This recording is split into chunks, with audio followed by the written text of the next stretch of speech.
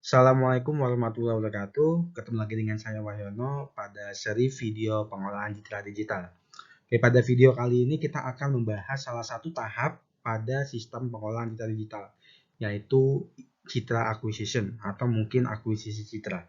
Jadi di dalam akuisisi citra ini kita akan belajar bagaimana sih caranya sebuah kamera atau mungkin mata kita mengcapture sebuah objek yang kita lihat, kemudian bisa juga objek itu kita capture menggunakan kamera device yang kemudian nanti akan disimpan ke dalam ini ya perangkat-perangkat digital. Nah, kita lihat dulu bagaimana sih mekanisme sebuah objek ditangkap oleh mata kita gitu ya. Jadi sebenarnya secara simpel, secara sederhana, setiap objek ini memiliki sebuah nilai reflection, reflektan. Reflektan ini adalah seberapa banyak sebuah objek bisa merefleksikan cahaya atau mungkin intensitas cahaya dari sebuah sumber cahaya.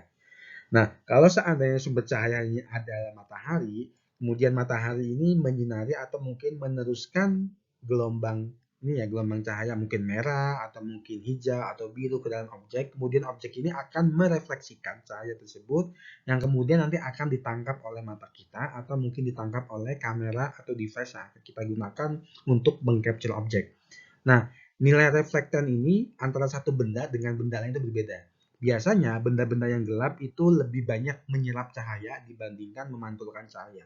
Sedangkan benda-benda yang terang itu lebih banyak memantulkan cahaya dibandingkan dengan menyerap cahaya. Nah, nilai reflektance ratio inilah nanti yang menentukan seberapa besar intensitas dari cahaya yang ditangkap oleh kamera atau yang ditangkap oleh mata kita. Semakin banyak cahaya yang dipantulkan oleh objek, ini ya, semakin banyak cahaya yang dipantulkan oleh objek, maka nilai intensitas yang didapat itu akan semakin tinggi. Tetapi semakin banyak objek itu menyerap cahaya, maka intensitas yang diperoleh oleh mata kita atau oleh kamera atau mungkin perangkat digital itu akan semakin rendah. Nah, beginilah cara kerja ketika kita mengcapture sebuah objek menggunakan mata kita atau mungkin menggunakan perangkat digital kamera seperti itu. Karena memang perangkat digital kamera itu imitasi cara kerja dari mata kita. Nah, oke. Selanjutnya yaitu kita sudah membahas di pertemuan sebelumnya bahwa image itu ketika sudah di-capture ke dalam perangkat digital itu sebenarnya itu merupakan projection dari 3 dimensi ke dalam 2 dimensi. Nah, secara matematika image itu merupakan matriks 2 dimensi dengan fungsi f, x, y. Jadi di mana x itu adalah spasial koordinat, jadi lokasinya ini x dan y adalah spasial koordinat, sedangkan fungsi dari f di dalam posisi x, y ini merupakan intensitas. Jadi kalau dikaitkan dengan slide sebelumnya, di sini adalah seberapa banyak sebuah objek itu memantulkan cahaya. Nah, objek yang memantulkan cahaya lebih banyak itu akan mendapatkan nilai F yang besar seperti itu. Sedangkan kalau objek yang menyerap intensitas yang menyerap cahaya lebih banyak, maka dia akan menghasilkan nilai intensitas yang kecil seperti itu ya. Jadi ini representasinya itu seperti video sebelumnya, yaitu merupakan matriks 2 dimensi. Oke, kita lihat bagaimana sih mekanisme. Karena kalau kita lihat kan memang dari objek 3 dimensi kemudian disimpan ke dalam ke dalam plane 2 dimensi, kemudian disimpan ke dalam perangkat digital. Itu mekanisme sederhananya itu adalah asumsikan ini adalah objek gitu ya. Objek yang akan kita capture menggunakan sebuah perangkat digital atau mungkin kamera. Nah, setelah objek ini ditangkap gitu ya, kemudian ini semacam lensa. Jadi lensa ini nanti akan mengcapture atau akan menangkap seberapa banyak sebuah intensitas yang dipantulkan oleh objek tersebut. Nah, banyaknya intensitas yang dipantulkan ini nanti akan dikonversi ke dalam image plane. Jadi image plane ini merupakan plane 2 dimensi yang akan menangkap besarnya intensitas cahaya yang ditangkap oleh lensa. Jadi lensa ini menangkap intensitas cahaya yang dipantulkan oleh objek. Seperti itu ya. Nah, ini image plane. Nah, image plane ini karena ini merupakan intensitas cahaya yang sifatnya continuous atau mungkin analog, maka kita perlu mengkonversi dari data-data analog ini menjadi data digital gitu ya. Jadi data analog ini karena ingin disimpan ke dalam perangkat digital, maka data analog ini harus disimpan ke dalam bentuk digital.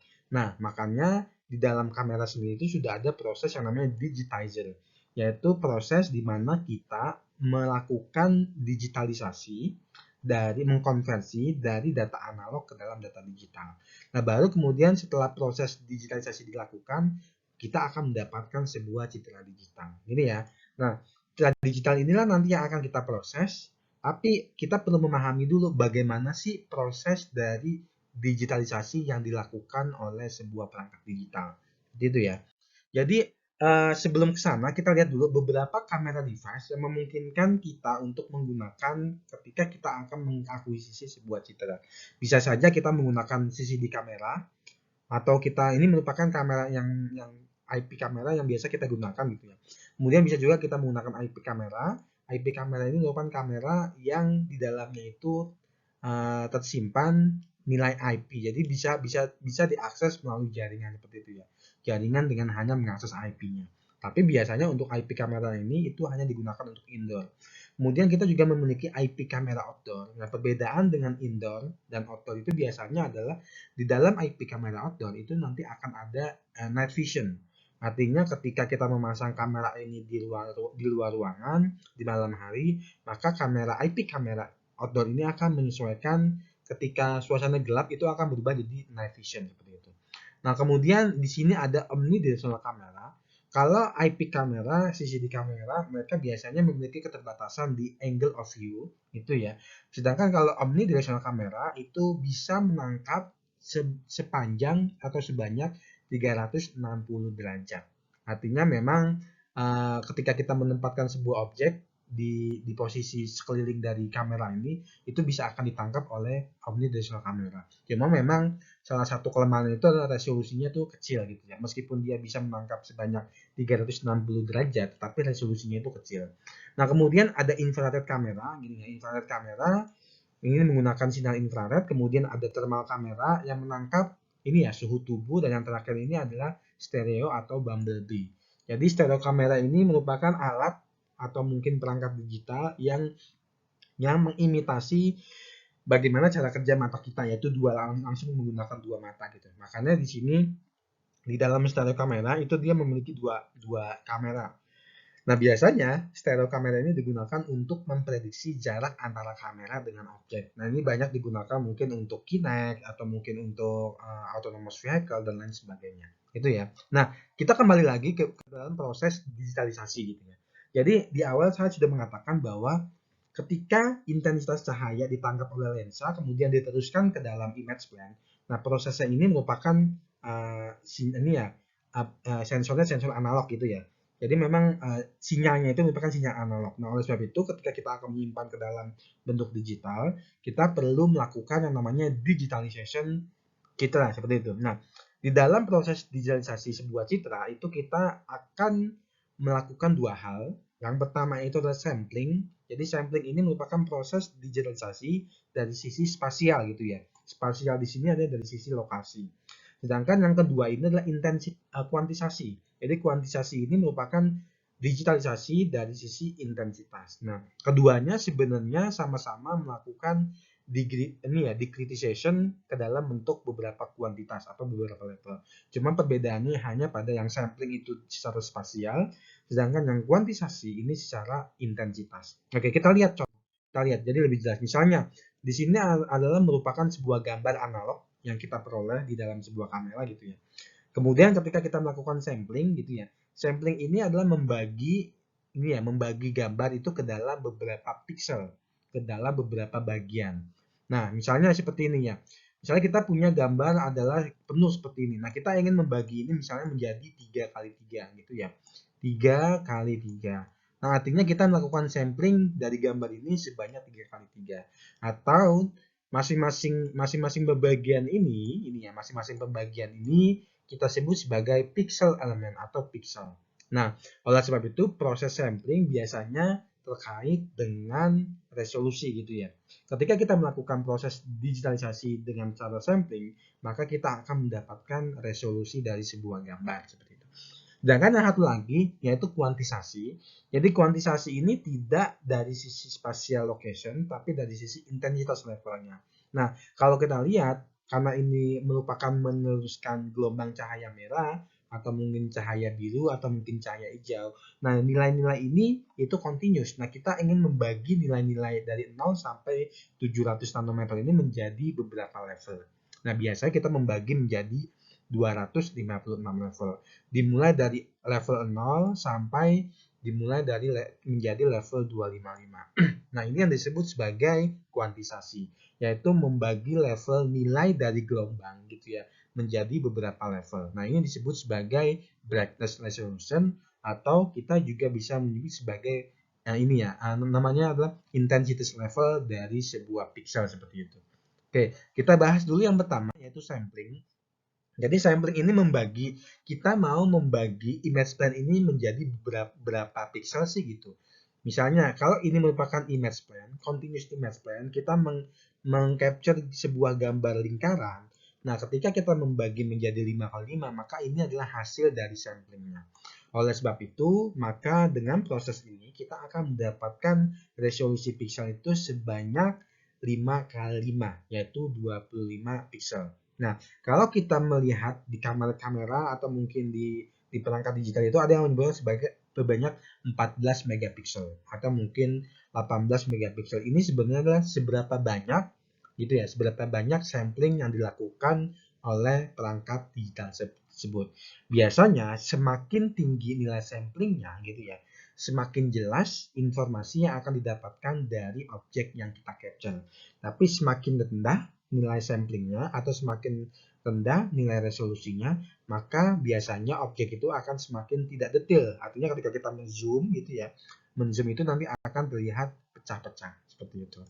Nah, sampling sendiri ini kita membagi menjadi n kali m gitu ya. Jadi kalau kita memiliki image plane dalam bentuk continuous, kemudian kita bagi menjadi n kali m, di mana n ini bisa saja disebut sebagai barisnya, m ini disebut sebagai kolomnya. Nah, ini contohnya.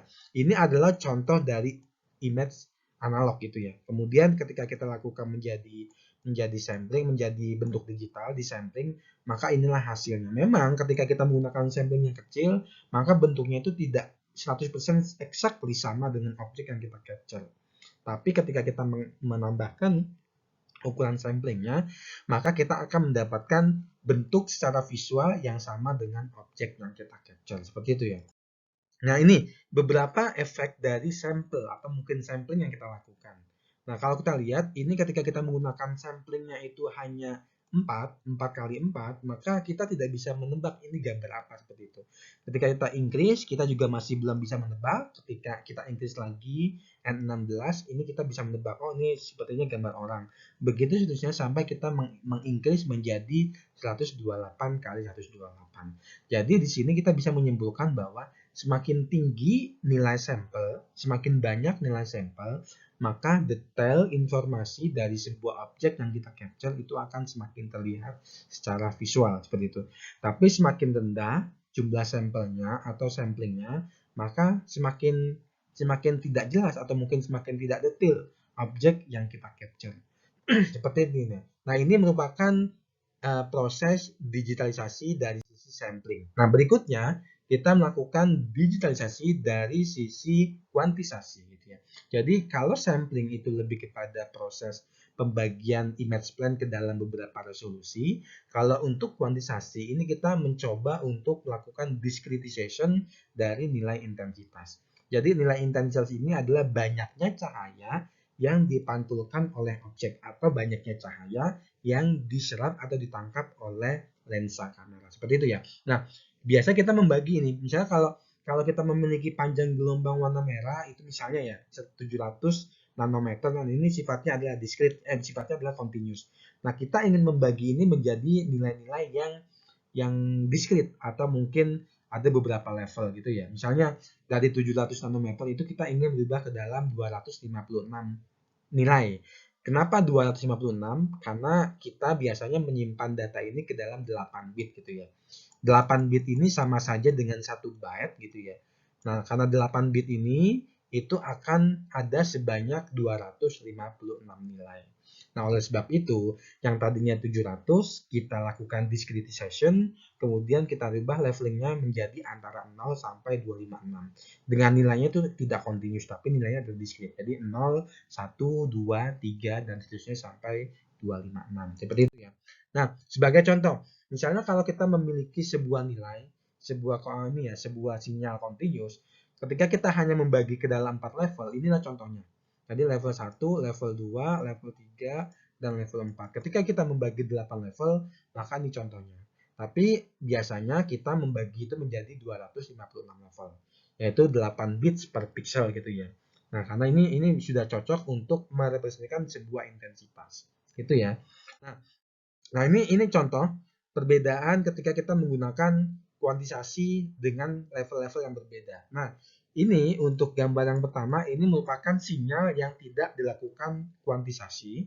Kemudian untuk gambar yang selanjutnya, ini merupakan sinyal ketika kita melakukan sebanyak 32 level. Kemudian ini merupakan sinyal ketika kita melakukan kuantisasi sebanyak 16 level. Dan yang terakhir, ini merupakan sinyal ketika kita melakukan kuantisasi sebanyak 8 level. Nah, di sini kita bisa mengatakan bahwa semakin kecil nilai level, itu biasanya kecenderungan itu sama dengan sinyal original itu semakin jauh gitu ya. Tetapi ketika kita menggunakan level yang tinggi, misalnya 32 level di sini, maka bentuknya itu hampir sama dengan sinyal tanpa kuantisasi. Seperti itu ya. Nah, kita lihat. Nah, ini salah satu metode uniform kuantisasi. Jadi kita hanya perlu membagi sama rata. Misalnya kalau saya punya data 0 sampai 500 ya. Ini nilainya misalnya continuous gitu ya. Nah, saya ingin melakukan kuantisasi ke dalam 0 sampai 10 saja gitu ya. Maka kita membagi dari 0 sampai 500 ini menjadi 10 bagian. Berarti bagian yang pertama itu akan bernilai antara 0 sampai 9 gitu ya. Bagian atau ini 0 sampai 9, bagian yang kedua ini akan bernilai antara 10 sampai 19, begitu seterusnya sampai kita ini 100 gitu ya. Misalnya ini 100, ini 10, maka kita akan mendapatkan bagian ke-9 itu sama saja dengan gitu ya, sama saja dengan 90 sampai 99.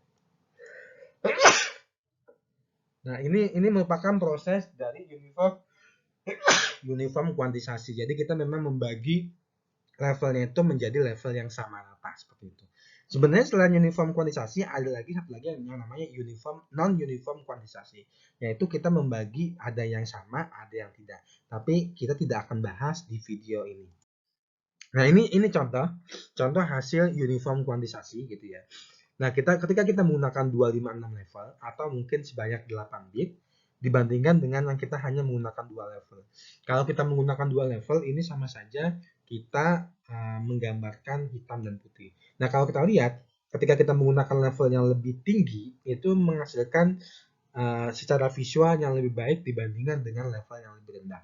Gitu ya. Karena memang representasinya itu yang 256 lebih banyak dibandingkan yang 2 level. Nah, tadi saya sudah mengatakan bahwa sebenarnya kuantisasi ini itu sebenarnya sama saja dengan color depth gitu ya. Kalau tadi sampling itu merupakan image resolution, sedangkan kalau kuantisasi ini merupakan color depth. Jadi color depth ini adalah berapa banyak jumlah bit yang digunakan untuk mengindikasikan nilai dari pixel warna gitu ya. Jadi semakin banyak nilai bitnya itu berarti semakin detail. Artinya kuantisasinya itu semakin banyak levelnya. Tapi semakin kecil nilai bitnya, maka nilai levelnya itu semakin kecil dan juga otomatis kuantisasinya itu juga semakin tidak bagus. Nah, sedangkan untuk color dip sendiri kita akan ada yang 8 bit color itu ya. Jadi satu color, satu intensitas itu direpresentasikan dengan 8 bit atau kita bisa juga menggunakan 16 bit. Kalau 8 bit berarti 0 sampai 255 gitu ya levelingnya. Dan kalau 16 bit berarti 0 sampai 2 pangkat 16 min 1. Kalau 18 bit berarti 0 sampai 2 pangkat 18 min 1. Kalau 24 bit berarti 0 sampai 2 pangkat 24 min 1. Nah, ini ya, semakin banyak jumlah bitnya, maka semakin banyak level dari kuantisasinya. Otomatis biasanya itu akan memiliki hasil secara visual yang lebih baik. Oke, kita contohkan. Misalnya ini pengaruh bitnya. Ketika kita menggunakan bitnya 1, berarti kan kalau bit 1 itu kita hanya punya 2 level saja ya, yaitu level 1 dan level 2. Karena kan 1 bitnya. 1 bit itu artinya cuma 2 level. Kalau 2 bit itu ada 4 level. Nah, ketika kita menambahkan jumlah bitnya, maka kita secara lihat, secara visual bisa ini ya, lebih baik menghasilkan gambar dengan menggunakan bit yang besar. Nah ini ya, ini dengan bit yang 1 kita hanya menghasilkan hitam dan putih, tapi ketika kita menggunakan bit 8 ini jauh lebih baik dibandingkan menggunakan bit yang 1.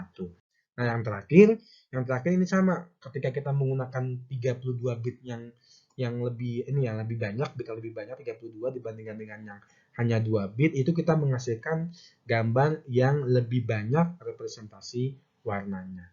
Nah, oke. Inilah yang bisa kita pelajarin dari akuisisi citra.